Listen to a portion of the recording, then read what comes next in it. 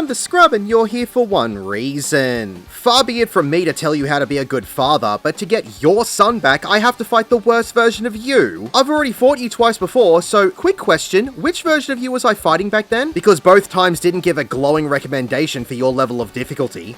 Oh, he wants me dead so everyone else will be powerless to stop him?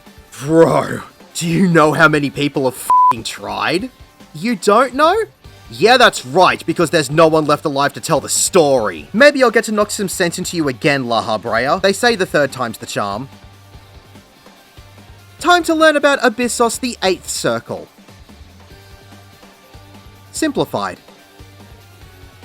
Genesis of Flame is a room-wide AoE. The first time this is cast, it will create a wall of flame around the outside of the arena. Touching this wall will give you a 15-second undiscernible burns dot tick. The boss will move into the middle of the arena and cast Sunforge 3 times. This will be one of 2 casts. The first one will be a fire serpent around him. This will be a cleave in a straight line through the middle of the arena. The second one will be a phoenix over his head. This will hit the outside parts of the arena in 2 straight line AoEs. You'll be able to tell the areas where they will strike by the thin dark markings on the ground. These can blend in a little with the arena floor and might be difficult to see, so make sure that you're paying extra attention for when Sunforge is casting. The third Sunforge and every Sunforge after this will either be the snake or the phoenix, so make sure that you're paying attention to which one he summons. If you get hit by either Sunforge, you'll get a Vuln stack. Flame Viper is a straight line cleaving tank buster. This will not only be a hard hit, but also give out a 15-second undiscernible bleeding dot tick. If you stand with the tank, your life expectancy will be reduced to now. Following this, the boss will move into the middle of the room and cast Reforged Reflection. This cast will cause one of 2 things to happen. If his legs break free of their shackles, they will grow into beast-like limbs. This will cause him to jump to the middle on one of the sides of the arena and start casting Blazing Footfalls. This will show a knockback indicator that will run down the center of the arena and then a number of separate knockbacks from the middle of random sides of the arena. You'll need to remember the order of the knockbacks and where they will be coming from. Abyssos will then become untargetable and dash through the arena, causing the knockback from the center, and then pounce to the other knockbacks around the sides. You'll need to quickly reposition yourself on the correct side of the dashing knockback to be pushed towards the first pouncing knockback. You'll need to continuously reposition yourself to be pushed towards the next knockback in the order that they were placed. This will ensure you won't be pushed into the wall. Once the last knockback goes out, Abyssos will become targetable again. And finally, Rearing Rampage is a room-wide AoE. If he casts Reforged Reflection and his arms break free of their shackles, his right arm will grow into a Gorgon Viper. He will then cast Into the Shadows and inject 2 Gorgons into the ground. These will burrow around the arena opposite each other and have a staring contest icon above their heads. They won't circle the arena for long before swinging back towards the boss and coming to a stop. This is when they will burst out of the ground and cause their look-away mechanic to go off. If you are looking at either of the snakes when they burst out of the ground, you will become petrified and be unable to move for several seconds. So you'll need to be looking away from both snakes to avoid becoming petrified. The easiest way to do this is to look towards the outside wall between both of the snakes as they are coming to a stop before they burst out of the ground. The Gorgons will then become targetable and start casting Gorgonian. You'll need to defeat both snakes before their casts finish. If either cast finishes, it will be a room-wide AoE and a Vuln stack to the party. While you're attacking these, the boss will cast Gorgon Spit, which will be a thick straight line AoE directed towards a random player. Just move to the side to dodge it. Getting hit by this AoE will give you a Vuln stack. And finally, Ectothermos is a room-wide AoE. Once all of the mechanics for either Reforged Reflection have finished, Abyssos will return to normal and be reshackled. He will then move into the middle of the room and cast Fourfold Fires. This will cause 4 proximity markers to appear in the centers of the 4 corner squares. Everyone will need to move into the middle of the arena to reduce the overall damage taken. When the proximity markers go off, they will leave behind lingering lava puddles. If you walk into these puddles, they will give you an undiscernible burn dot tick for 15 seconds. Abyssos will cast Chthonic Vent and connect 2 of the puddles to himself with tethers. These tethered puddles will begin to erupt. A few seconds later, they will create a large point-blank AoE around their positions. So if the targeted puddles are on the same side, you'll just need to get to the opposite side of the arena, and if the targeted puddles are the corners, you'll need to get to the opposite corners to avoid the AoEs. After these go off, fire serpents will fly out of the puddle and dive into 2 different puddles, and the mechanic will repeat. So you'll just need to adjust yourself to the next safe zone quickly. If you get hit by any of the large AoEs, you'll get a Vuln stack. After there have been 3 sets of the large AoEs, the puddles will disappear and the arena will return to normal. After another Sunforge and another room-wide AoE, Abyssos will cast another Reforged Reflection and perform the mechanics of whichever one he didn't perform earlier in the fight. So if his legs grew first, his arm will grow this time, and if his arms grew first, his legs will grow this time. After this one finishes, Abyssos will move into the middle of the arena and cast Volcanic Torches. This will create 3 blue flames on the north side. They will begin to trace a route across the squares of the arena. All of the flames will travel in the same direction. When they get back to their original starting point, the squares that have been outlined will explode. You'll have to face and watch for when the flames hit the far wall, as the direction they will move will indicate where the safe zone will be. This safe spot will always be the opposite side of the way that the flames turn when they first hit this wall. So if the flames move to the left, the safe zone will be to the right. right, and if the flames move to the right, the safe zone will be to the left. If you get hit by an exploding square, you'll get a vol stack. The volcanic torches will then repeat. While this cast is happening, the boss will cast Prometheus' Flare, which will put point-blank AoEs on 4 party members. So you'll need to get to the safe zone and spread out as best you can to avoid overlapping the AoEs. From here, mechanics will begin to overlap and repeat until Abyssos has been defeated with an extra mechanic within Reforged Reflection. If you see a second Snake version of this, the added mechanic will be clones of the boss that will create straight line AoEs around the outer squares of the arena. So you'll have to stay within the inner squares while looking away from the snakes to avoid the AoEs. And if you see a second Beast version of this, the added mechanic is only an extra knockback pounce. So make sure that you're adjusting where to be knocked to accordingly. Congratulations, you have completed the raid series of Pandæmonium Abyssos.